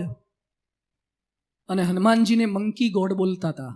પ્રમુખ સ્વામી મહારાજે લંડનમાં મંદિર પધરાયું, અને એમાં ગણપતિ હનુમાનજી પધરાઈ દીધા. લંડનમાં અત્યાર સુધીમાં 24 લાખ ગોરા વિદ્યાર્થીઓ આવી ગયા, 24 લાખ વિદેશી વિદ્યાર્થી, અને બધા જ ગણપતિ અને હનુમાનજીને વંદન કરે. અને આપણે નિયમ રાખ્યો છે, ત્યાં સ્કેચ બુકમાં હનુમાનજી ગણપતિના ચિત્ર દોરતા થઈ ગયા વિદેશી વિદ્યાર્થીઓ. પ્રમુખ સ્વામીજીએ વિદેશમાં મંદિરો કરીને હનુમાનજી ગણપતિ પધરાઈ દીધા, અને આપણે તો ભુજમાં સ્થાપન કર્યું છે ને. હવે જણાવતા આનંદ થાય છે કે નરેન્દ્રભાઈ મોદીએ વિનંતી કરી કે દુબઈ, અબુધાબીમાં પણ ગણપતિની સ્થાપના થવી જોઈએ, અને કરી શકે એવું હોય તો કોણ કરી શકશે? તો BAPS સંસ્થા કરી શકશે. ત્યાંના શેખે 28 એકર જમીન ડોનેશનમાં આપી, મુસ્લિમ શેખે 28 એકર જમીન આપી, બીજી પાર્કિંગની આપી. અત્યારે મંદિરનું કામ ચાલુ છે, અને ગઈકાલે જ ભારતના વિદેશ પ્રધાન S. જયશંકર ત્યાં જઈ આવ્યા. ઈંટ મૂકી આવ્યા, અનેક લોકો આવી ગયા. આપને જણાવતા આનંદ થાય છે કે વિદેશની ભૂમિ ઉપર આવનારા વર્ષમાં આપણા ગણપતિ દાદા, હનુમાનજી, રામ, કૃષ્ણ, સીતા બધાને પ્રમુખ સ્વામી, મહંત સ્વામી ત્યાં પધરાવાના છે. હમ ચલે તો હિન્દુસ્તાન ચલે. હિન્દુસ્તાન ખાલી ભારતમાં જ નહીં પરંતુ વિશ્વના અનેક દેશોની અંદર ભારતની અસ્મિતા જગાવી છે. આવનારા વર્ષોમાં અમેરિકામાં 254 એકરમાં અક્ષરધામ બની રહ્યું છે. અને સાથે સાથે મહંત સ્વામી મહારાજે પ્રમુખ સ્વામીનો સંકલ્પ હતો કે ભુજ પણ સંસ્કારી નગરી છે. કચ્છ નહીં દેખા તો कुछ नहीं देखा और कच्छ में कुछ ऐसा बनना चाहिए जो नहीं देखा तो कच्छ भी नहीं देखा. કચ્છમાં કંઈક એવું બનવું જોઈએ. એટલે જે અક્ષરધામ ગાંધીનગરમાં છે, જે અક્ષરધામ દિલ્હીમાં છે, જે અક્ષરધામ અમેરિકામાં છે, જે મંદિર દુબઈ અબુધાબીમાં છે, એવા જ પ્રકારનું સુંદર મંદિર એરપોર્ટ રોડ ઉપર BAPS સંસ્થા બનાવી રહી છે. આવનારા વર્ષોમાં આપની પેઢીઓ સંસ્કારી બને. યાદ રાખજો, તમે સ્વામિનારાયણના હો કે ના હો, આ મંદિર ભારતવાસી માત્ર માટે બની રહ્યું છે, માનવ માત્ર માટે બની રહ્યું છે. કોઈ સંતોને રહેવા માટે, સુવા માટે મંદિર નથી બનાવતા. અમારી તો પાછળની કોઈ પેઢી જ નથી, પણ તમારી પેઢી વધારે સારી થાય ને એના માટે આ મંદિર બનાવી રહ્યા છે. બાળ સભાઓ, સંસ્કાર સભાઓ એ આ મંદિર દ્વારા થશે. આપ સૌને મારી વિનંતી છે, આવનારો સમય બહુ ભારે છે. તમારા જ સંતાનોને સંસ્કાર આપવાને અતિશય અઘરું છે. એક ભાઈ મારી પાસે આવ્યા, મને કે સ્વામી મારો છોકરો બાઇકની માગણી કરે છે, તો બાઇક આપી દો પૈસા હોય તો. મને કે સ્વામી હજી તો 8માં ભણે છે, તો ના અપાય. મને કે એને સમજાવો ને, તું રજા હોય તો લઈ આવજો. મને કે એને કાયમ રજા જ છે. તું કેમ? એકણે નક્કી કર્યું છે કે જ્યાં સુધી બાઇક ના આપો ત્યાં સુધી સ્કૂલે ના જવું, અને બાઇક નહીં આપો તો ટ્રક નીચે ઘૂસી જઈશ અને આત્મહત્યા કરીને મરી જઈશ. આ તો ભારે કહેવાય. તું લઈ આવો તો એને. મને કે બહાર જ બેસાડ્યો છે, એટલે એને ઓફિસમાં લાવે. મેં કીધું તમે બહાર જાઓ, એને બેસાડો. એ છોકરો 8મા ધોરણમાં ભણતો છોકરો મારી પાસે બેઠો. એટલે તમારા જેવા કોઈક ભક્ત છે ને, કાજુ કતરી આપી ગયા હતા. એટલે મેં એના મોઢામાં 2 કાજુ કતરી ખવડાવી. કારણ કે રેઝર ફેરવતા પહેલા બ્રશ થોડો ફેરવ્યો તો સારો પડે, થોડું કોણું કર્યું હોય તો પછી અસ્ત્રો મારતા ફાવે. એટલે મેં કાજુ કતરી ખવડાવી. એટલી સરસ રીતે વાતો કરી. 20 મિનિટ પછી એ છોકરો મને કે સ્વામી અત્યાર સુધીમાં હું એટલા માણસોને મળ્યો છું, પણ તમારા જેવો કન્વિન્સિંગ પાવર મેં કોઈનામાં જોયો નથી. શું તમે દાખલા દલીલથી સમજાવી દીધું. તમારામાં લોજિક પાવર છે, સાયન્સ છે, મિકેનિઝમ છે, અધ્યાત્મ છે, ગજબની તમારી સમજાવવાની શક્તિ છે. એટલે 2 ઘડી તો મને આનંદ થઈ ગયો કે આ આપણને ઓળખી શક્યો. તો બોલ હવે શું કરીશ? મને કે તમારી પાસે આટલી સરસ સમજાવવાની શક્તિ છે તો મારા પપ્પાને સમજાવી દો ને, મને બાઇક લઈ આપે. ડોબા 20 મિનિટ એના માટે નહોતી કાઢી. આ નવી પેઢીને સમજાવવી, સુધારવી અતિશય અઘરી છે. પણ છતાં આવા છોકરાઓ પણ અમારી પાસે આવે છે ને, લાઈને ચડે છે. આજે હું આપને છેલ્લે એટલી જ વિનંતી કરું છું, BAPS સંસ્થા હોય કે કોઈ પણ સંસ્થા હોય, કોઈ પણ ધાર્મિક સંસ્થા, થોડાક સંકલ્પ આપને મારે કરાવવા છે. પ્રમાણિક જીવનનો સંકલ્પ કરીને ઊભા થજો. પવિત્ર જીવનનો સંકલ્પ કરીને ઊભા થજો. નિર્વ્યસની જીવનનો સંકલ્પ કરીને ઊભા થજો. અને કોઈ પણ જ્ઞાતિનું, કોઈ પણ ધર્મનું, કોઈ પણ સંપ્રદાયનું ક્યારે ખરાબ બોલવું નહીં, એ પ્રતિજ્ઞા કરીને ઊભા થજો. જે કરે છે બધા જ સારું કરી રહ્યા છે. મારાથી થાય એટલી મારે તનથી, મનથી, ધનથી મદદ કરવી છે. અને ભારતનું ક્યારે ખરાબ બોલીશ નહીં, ખરાબ લખીશ નહીં, ખરાબ વિચારીશ નહીં. અને ભારતને મારે જુદી હાઈટ પર પહોંચાડવું છે. ચંદ્રયાન ઉપર પહોંચાડીએ છીએ ને, હજુ તો આવનારા દિવસો જોજો તમે. આવનારા દિવસોમાં અયોધ્યામાં રામ મંદિર થાય, એ પણ આપણો ભારત વર્ષનો સંકલ્પ છે. આપણે બધા એક રુચિવાળા, એક અવાજવાળા થઈએ, રામ મંદિર થશે. હજુ તો શરૂ થયું છે, કાશી ને મથુરા તો બાકી છે, એ પણ થશે. બધા જ એક વિચારવાળા થઈએ તો ચોક્કસ એ શક્ય બનશે. અહીંયા બેઠેલા યુવાધનને પણ મારી વિનંતી છે, ભુજના ભક્તજનો, નગરજનોને પણ વિનંતી છે, કચ્છના વિવિધ પ્રાંતમાંથી, વિસ્તારમાંથી આવેલા, નલિયાથી પણ કેટલાક આવ્યા છે, માંડવીથી પણ કેટલાક આવ્યા છે, એ બધાને મારી વિનંતી છે, ગણપતિ વિઘ્ન વિનાયક છે. આપના જીવનમાં આવતા તમામ વિઘ્નોને ભગવાન દૂર કરે. આપ નોકરીમાં, ધંધામાં, પરિવારમાં પ્રગતિ સાધી શકો. વિઘ્નેશ્વરાય વરદાય સુરપ્રિયાય, એ વિઘ્નેશ્વરના ચરણોની અંદર આપણે પ્રાર્થના કરીએ છીએ. આપણે બધા જ તને મને ધને સુખી સંપન્ન થઈએ અને ભારત વર્ષ માટે કંઈક કરી છૂટવાની પ્રતિજ્ઞા સાથે ઊભા થઈએ. ભારતની ટીકા ન કરીએ, પણ ભારતને ટેકો આપીએ. ભારત માટે સૂચનો ના આપીએ, આદેશો ના આપીએ, પણ કંઈક સંકલ્પ કરીએ અને પ્રતિજ્ઞાબદ્ધ થઈએ. આટલા સુંદર આયોજન બદલ ફ્રેન્ડ્સ ગ્રુપના રાહુલભાઈ, સમગ્ર ટીમ, સમગ્ર સંચાલકોને પણ અભિનંદન છે. આપ બધા પણ મોડે સુધી આ લાભ લેવા માટે આવો છો. અલગ અલગ કાર્યક્રમો અહીંયા ગોઠવાય છે, પણ આજનો કાર્યક્રમ થોડોક રાષ્ટ્રીયતાને સમર્પિત કાર્યક્રમ, કારણ કે આઝાદી કા અમૃત મહોત્સવ 75 વર્ષ થયા છે ત્યારે અમૃત મહોત્સવ ભારત વર્ષ ઉજવે છે. 100 વર્ષ થાય ને ત્યારે ભારતનો શતાબ્દી અમેરિકા ઉજવે ને એવું આપણે કરી દેવું છે. કેનેડામાં ઉજવાય, યુકે, યુરોપમાં ઉજવાય. અને છેલ્લે આપ સૌને મારે આમંત્રણ આપવું છે. પરમ પૂજ્ય પ્રમુખ સ્વામી મહારાજ, જેમણે 17,000 ગામમાં વિચરણ કર્યું, 2.5 લાખ ઘરમાં ગયા, 7 લાખ પત્રો લખ્યા, વિશ્વના ખૂણે ખૂણે જઈ અમેરિકામાં 118 હિન્દુ મંદિરોની સ્થાપના કરી છે. 118. યુકે, યુરોપમાં 35, ઓસ્ટ્રેલિયા, ન્યુઝીલેન્ડની અંદર 17 જેટલા, આફ્રિકામાં 37 જેટલા આ મંદિરો પ્રમુખ સ્વામી મહારાજે 6 ચોપડી ભણેલા એક સંતે વિશ્વના ખૂણે ખૂણે ભારત ઊભું કરી દીધું છે. તમે દુનિયાના કોઈ પણ ખૂણે જશો ને તો ભારતીયતા ટકી રહે ને, એના માટે BAPS સંસ્થાના સંતો ભક્તો પ્રયત્ન કરી રહ્યા છે. એવા પ્રમુખ સ્વામી મહારાજને અંજલિ આપવાની છે. જે ગાંધીજીએ રાષ્ટ્રનું આવું કામ કર્યું એને રાષ્ટ્રપિતા તરીકે નવાજીએ છીએ. જે સરદારે રજવાડા એક કર્યા એને સ્ટેચ્યુ ઓફ યુનિટી તરીકે સ્થાપના કરીએ છીએ. જે પ્રમુખ સ્વામી મહારાજે ભારતને અને ભારતીયતાને બચાવવા માટે પ્રયત્ન કર્યો છે, એવા પ્રમુખ સ્વામી મહારાજનો અમદાવાદમાં કર્ણાવતીમાં 15 ડિસેમ્બરથી 15 જાન્યુઆરી સુધી 600 એકરની જમીન પર SP રિંગ રોડ ઉપર, સરદાર પટેલ રિંગ રોડ ઉપર મહોત્સવ, શતાબ્દી મહોત્સવ ઉજવવાનો છે. આજ સુધી ગુજરાતના ઇતિહાસમાં, ભારત વર્ષના ઇતિહાસમાં ક્યાંય ન થયો હોય. ગ્રાઉન્ડ ઉપર અત્યારે 3,500 સ્વયંસેવકો અને 100 સંતો સેવા કરી રહ્યા છે. કુલ 60,000 સ્વયંસેવકો અને 1200 સંતો ગ્રાઉન્ડ પર સેવા કરશે. જ્યાં 60,000 સ્વયંસેવકો કામ કરવાના હોય તો રોજના મુલાકાતીઓ કેટલા હશે? તમારે ફ્રેન્ડ્સ ગ્રુપમાં આટલા ભેગા કરવા હોય તો સ્વયંસેવક હોય છે. 60,000 વોલિયન્ટર, CA થયેલા, ડોક્ટર થયેલા, FCA થયેલા, MCA થયેલા, પોતાના નોકરી ધંધા મૂકીને સેવામાં આવી ગયા છે.